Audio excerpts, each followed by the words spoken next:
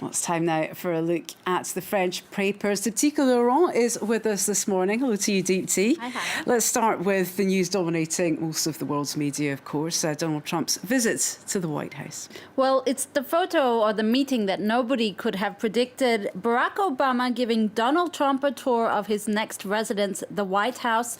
Photos from that tête-à-tête have been splashed across the newspapers this Friday, like this one you see on the front page of Le Figaro, the two men shaking hands, a cordial reception, but certainly far from a warm one. Now, Le Figaro, the right-leaning paper in its editorial, calls Trump's election the revenge of the deplorables. You might remember this is a term used by Hillary Clinton during the campaign to disparage Trump supporters. Well, they have their payback now. The challenge for Trump is living up to the promise of these working classes who have elected him. Le Figaro says Trump will be, I quote, a prisoner of his promises. In fact, promises is exactly what Libération is talking about on its front page.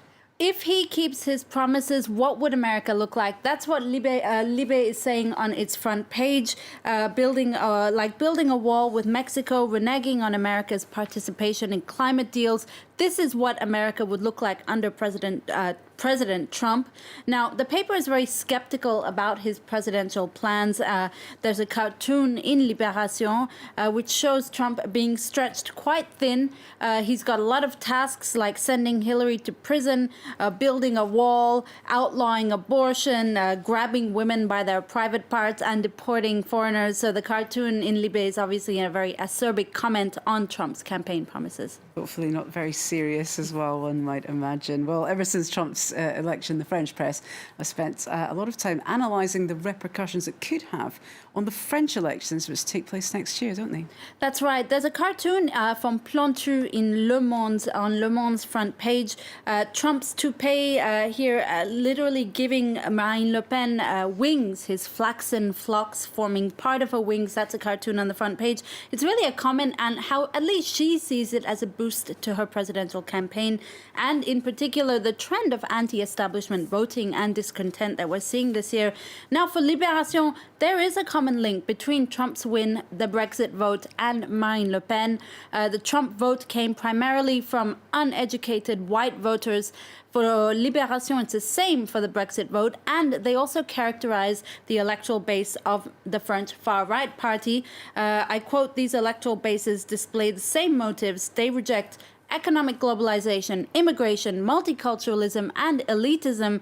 They also yearn for an idealized past. And not all the papers feel that way, though, do they? No, La Croix actually takes the counterpoint of view, if you like. They say, well, no, it's not that simple. Trump's unexpected victory cannot just be transported directly in France. The reason being that, according to a political analyst interviewed in the article, French polling is far more accurate than American polling. They sample larger populations. They're more nuanced. On the flip side, though, La Croix says one thing that could be transported, if you like, from the U.S. election into France is the lack of participation, especially later this month when the French right hold their primary election to select a candidate for the first time in their history. Around 27 to 30% of voters say they could change their mind at the last minute. So for French pollsters, a surprise is always on the table. Indeed. One thing we have learned is be very careful with polls. We've seen that a lot this year, haven't we? That's right. Let's move on to a different subject. Barack and Michelle Obama are, of course, leaving the White House in January. And there's lots of speculation about what kind of First Lady or FLOTUS Melania Trump will be. There's always speculation when there's a new First Lady, a lot of excitement. Well, 20 Minutes, the street paper, is wondering what kind of First Lady will she be, or will she mold herself to be? Will she take after Jackie Kennedy, for instance, or ironically Hillary Clinton? Or will she try and follow in Michelle Obama's rather proactive lead? Now, Michelle Obama was one of the most popular first ladies we've seen in a long time. She successfully tackled issues like child obesity. She was scandal-free. She was gracious and intelligent. And the proof, ironically, is in the polling. La Parisienne reports that Michelle Obama's approval rating hovers around 80%. Compare this to Melania Trump, whose approval rating is around 28%. So clearly, Trump will have big shoes to fill come next January.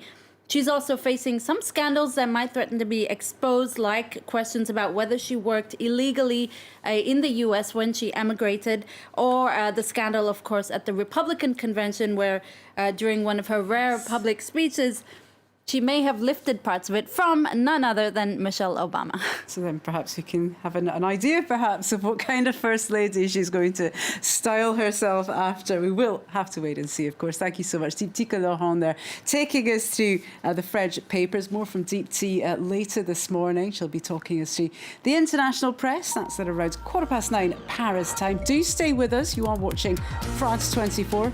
A short break, and then I'm back with lots more of the latest international world news. Don't go away.